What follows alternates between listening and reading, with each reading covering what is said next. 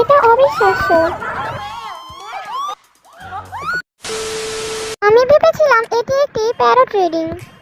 মনে হয় একজন জাদুকর। ব্যক্তিটি এই বাক্স থেকে বের হয়ে আসবে। ওখানে কে? এটা অবিশ্বাস্য। আজকে আমাদের গেস্ট হলো হুয়ান উচোই। তোমরা কি করছো? আপনি একজন জাদুকর হিসেবে পরিচিত। সে জাদুকর নয়, বরং জাদুকরের মতো। কিন্তু যিশু, আমরা তো আগেও এটা করেছি। হ্যাঁ, আমি সত্যি এটাতে ভালো।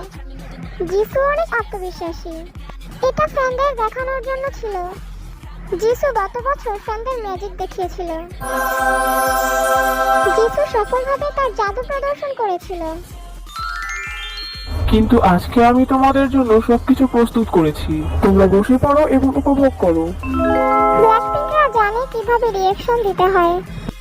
খুবই সন্তোষজনক। তোমরা সবাই রেডি? আজকের ম্যাজিক শো শুরু করছি। আমি লাস ভেগাস থেকে আমার স্কেচবুকগুলো এনেছি। যিশু অনেক মনোযোগ দিয়ে দেখছে।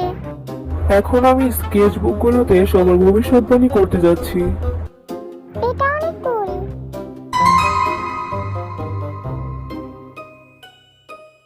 আমি কিছু বুঝতে পারছি না। এখান থেকে দেখে আচ্ছা, আমি এখন বুঝতে পেরেছি। একজন জ্যোতিষীর মতো আমি তোমার ভবিষ্যতে উকি দিব। এরপর তোমরা জানতে পারবে। উদাহরণস্বরূপ, লিসা কাকে বিয়ে করবে। 이사 누구랑 결혼하나 이렇게. আমি ম্যাজিক শুরু করছি। 1 থেকে 999 এর মধ্যে একটি সংখ্যা ভাবো। তারপর আমি তোমার সংখ্যাটা অনুমান করব। এতগুলো সংখ্যা থেকে তুমি কিভাবে অনুমান করতে পারো? এটা অসম্ভব। হয়ে গেছে। এখন আমি তোমার মনের কথা পড়ব। এটা অসম্ভব। আমি অন্য কিছু ভাববো। যিশুর মাথায় কি চলছে সেটা জানা কঠিন। এর কারণ আমি জাদুকর।